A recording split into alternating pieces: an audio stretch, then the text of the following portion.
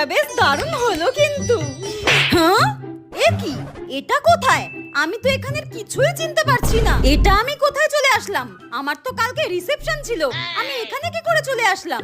আর শ্বশুর বাড়ির তো কাউকেই দেখতে পাচ্ছি না। আচ্ছা, এটা স্বর্গ মনে হচ্ছে না?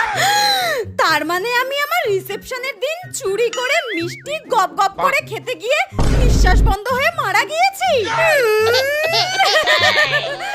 এখন তাহলে আমি মরার পর স্বর্গে পৌঁছে গিয়েছি। এটা আমি কি করলাম? হে ভগবান, কেন যে আমি মিষ্টিগুলো ওরকম গপ গপ করে গিলতে গিয়েছিলাম? তাহলে আজকে আমাকে মরতে হতো না। একটা ঘন্টা আমি খিদে সহ্য করতে পারিনি। যদি পারতাম তাহলে আমাকে এখানে আসতে হতো না। ভালো লাগে না। কিন্তু একদিকে যা হয়েছে ভালোই হয়েছে, আমি স্বর্গে এসেছি। আমি যা পাপ করেছিলাম, ভাগ্যিস আমাকে নরকে পাঠায়নি, আমাকে স্বর্গে পাঠিয়েছে। এটাই আমার কাছে অনেক। যাই, এবার স্বর্গটা বেশ ভালো করে ঘুরে ঘুরে দেখে নিই।